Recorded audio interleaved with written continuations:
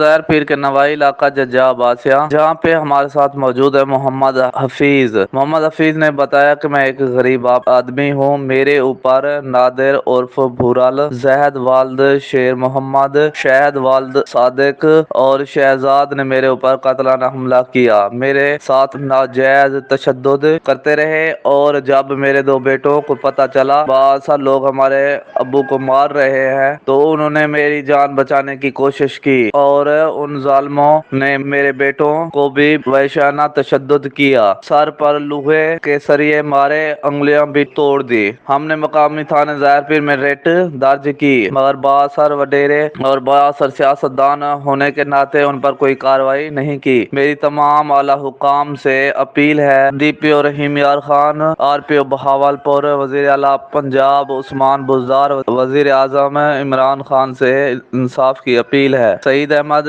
Camera مین علی حسن کے ساتھ 49 رحیم یار خان۔